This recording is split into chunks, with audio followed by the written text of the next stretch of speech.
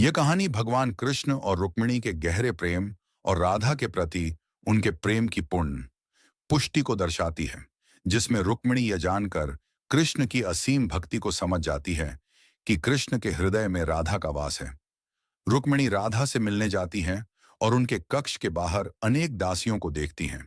फिर जब वह राधा से मिलती है तो पाती हैं कि राधा के पूरे शरीर पर छाले पड़े हुए हैं, जो इस बात का प्रतीक है कि कृष्ण द्वारा पिए गए गर्म दूध से उनके हृदय पर छाले पड़े हैं, क्योंकि कृष्ण के हृदय में राधा का वास है। कहानी का विस्तार। प्रारंभ। रुक्मिणी कृष्ण से प्रेम करती हैं, लेकिन उन्हें लगता है कि कृष्ण का ध्यान हमेशा राधा पर रहता है। कृष्ण का संकेत। जब रुक्मिणी अपनी भावनाओं को व्यक्त करती हैं तो कृष्ण मुस्कुराते हुए पूछते हैं कि क्या उन्होंने कभी राधा से मुलाकात की है। राधा से मुलाकात। अगले दिन रुक्मिणी राधा से मिलने जाती हैं।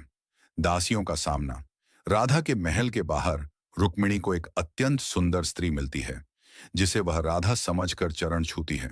वह स्त्री खुद को राधा की दासी बताती है और कहती है कि राधा तो 7 द्वार पार करने के बाद मिलेंगी।